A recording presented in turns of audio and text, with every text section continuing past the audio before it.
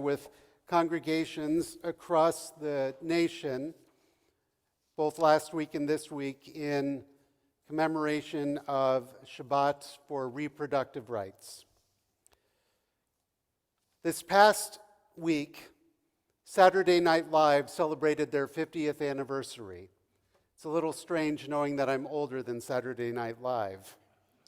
Now, I don't know about y'all, but I was too young to watch or remember the original cast with the likes of Dan Aykroyd, John Belushi, Chevy Chase, Jane Curtin, Garrett Morris, Lorraine Newman, and Gilda Radner, or the second season replacement, Bill Murray.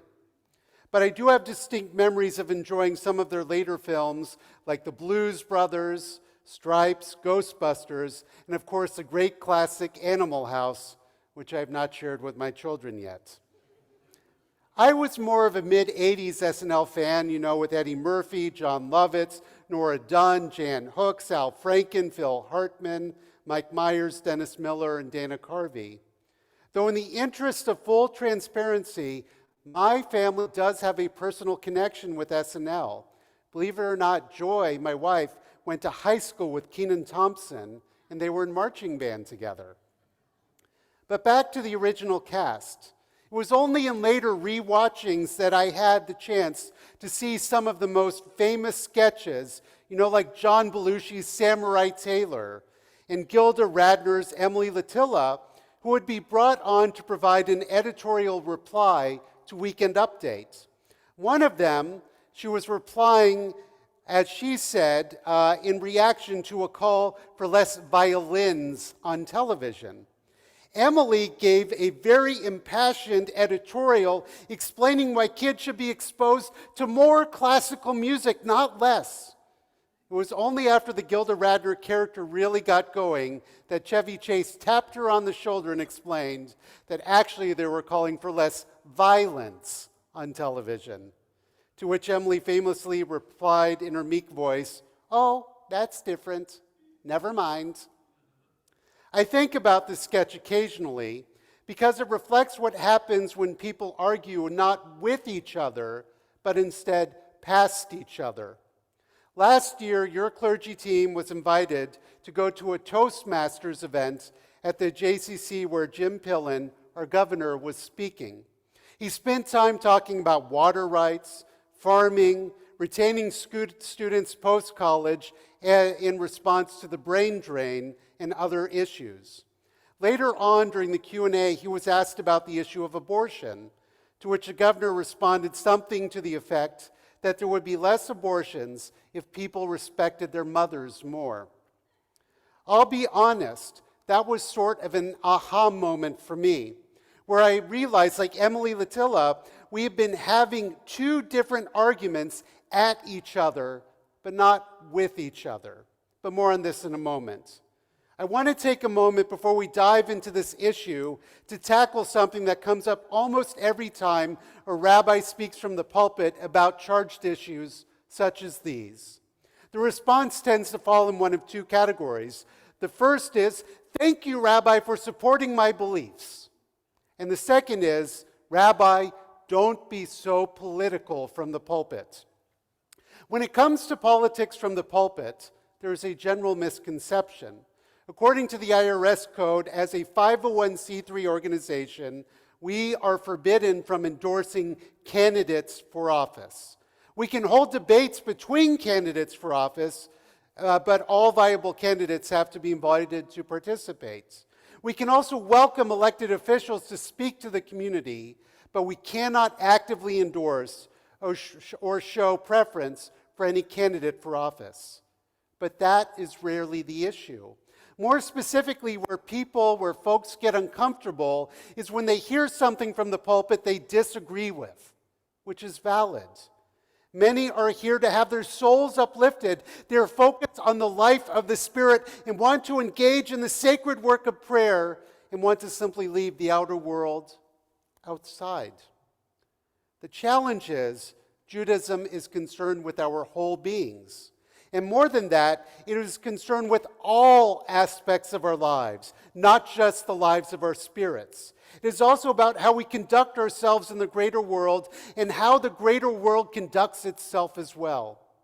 There are over 2,200 years of rabbinic interpretive tradition focused on how we bring a greater sense of holiness into the world through our deeds, our actions, and even, yes, our debates and conversations.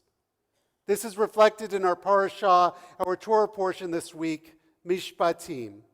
Last week we read from Yitro, which discussed Matan Torah, the giving and receiving of Torah at Mount Sinai, the Decalogue, the Ten Commandments, as aspirational as they are just part of a much wider and vaster collection of mitzvot that make up the original 613 in the Torah.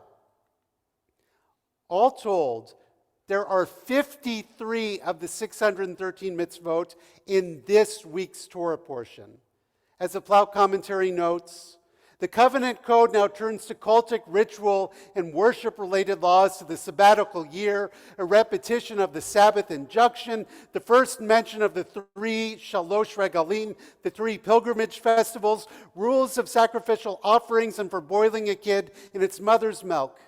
Just to name a few, including others dealing with slavery, violence, damages, prohibitions against spreading rumors, and the like. Notice these are not necessarily the lofty and aspirational ones as listed in the Ten Commandments, but instead much more pragmatically focused on day-to-day worship and ways to engage with the community.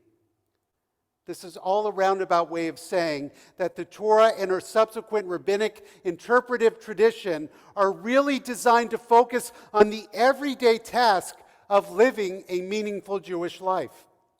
Because of this, our tradition looks not just at ritual life, but also how we conduct ourselves in business, how we engage with our families, how we structure our communities, and even how we are supposed to engage with issues like medical ethics. In a way, then, it is so much about politics, but also about how our world should reflect our core Jewish values, or really how our world is in conflict with our core Jewish values.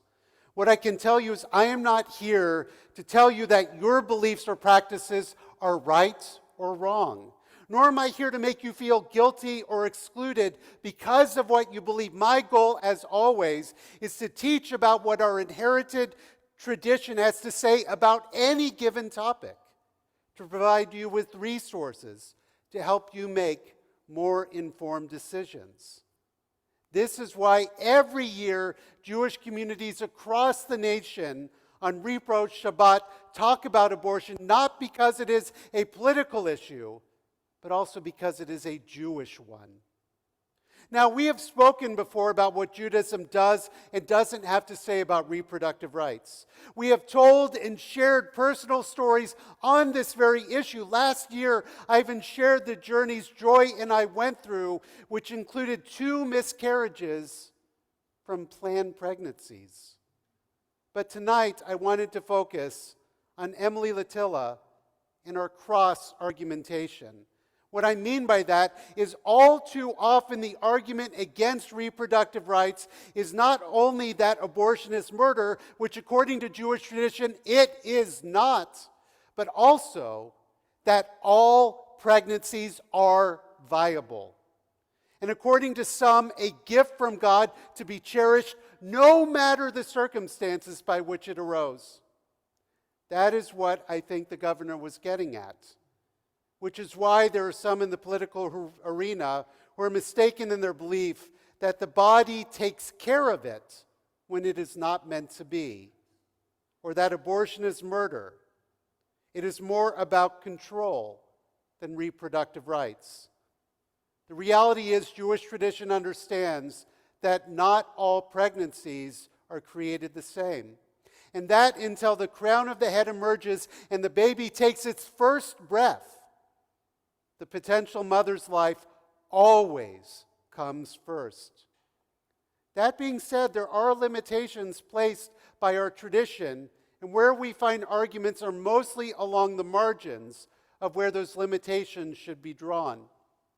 That being said, As I've stated before, there are far too many unknowns and variables to ever find a pathway to forbid abortion in Jewish tradition. As Ephraim Sherman notes in an article on this very subject for JTA, it is nearly impossible to create a law that limits abortion and does not put a secular legal ban on some halakhically permitted abortions. All too often, when discussing abortion, the first counter-argument is about rape and incest, both of which are incredibly valid arguments. But what about pregnancies that are planned, wanted, and desired, but are not genetically viable, which we know all too well about, especially in Ashkenazic families? What about the ones where the fetus is not growing and only by removing it will a potential mother be able to heal and strive to have another pregnancy again? And these are just two examples. However, when you are basing your argument that all pregnancies are a gift from God and are viable, it is hard to argue against. Hence the Emily Latilla argument that we are not just arguing against each other, but against two completely different concepts altogether. In Judaism, we have the tradition of machlochet l'shem shamayim, an argument for the sake of heaven. It is about not trying to prove someone wrong or to win, but instead about creating greater understanding. And it is so hard to argue or make an argument based on Jewish values if we cannot even agree on the terms or the concepts of the argument. What we do know is that through restrictions and limiting access, we are putting more women's lives at risk and also increasing the risk of child morbidity and mortality. What we also know is that this ongoing debate has been at the forefront of the political world since 1973. Most of this debate is couched in religious terms, but not our religious terms. The Jewish view, as we have seen, is very nuanced, and that is part of what makes this so frightening, is that one religious perspective in a democratic society is seeking to remove the ability of a different religious perspective from being able to make informed choices. My hope, my dream, my prayer is that there is a movement to stop arguing past each other and to actually engage in a fruitful dialogue about this painful and difficult topic. But I'm also a realist and recognize that this is not happening anytime soon. So, my friends, what can we do? First and foremost, it is important to fortify yourself in what our inherited tradition has to say. It is nuanced, it is complicated, for Judaism is at its best when it lives in the gray areas, not in the areas of certainty. Because Judaism embraces the complexities of life. Second, it is important to know that we are not always arguing the same thing. We have to define our terms and not let others define the terms for us. And third, we have to keep doing the sacred work of advocacy. We have to keep telling our stories. We have to keep fighting for a pluralistic, not monolithic view of the intersections of religious and civic life. There are so many ways to express our Jewish values in the world. We should never cede the argument nor be afraid to engage in the conversation. What we cannot do is allow one particular religious perspective to speak for all religious perspectives. One of the parts I love about being a proud Reformed Jew is the central concept of informed choice, or choice through knowledge. We live Jewishly not because that is what we are supposed to do, but because of what we choose to do. We should all have that ability to make the choice. And until that day is at hand, let us keep fighting and advocating so that everyone can fully live and express their own religious beliefs, values, and traditions, no matter the points where we may agree or disagree. For that moment would truly be for the sake of heaven. Shabbat Shalom.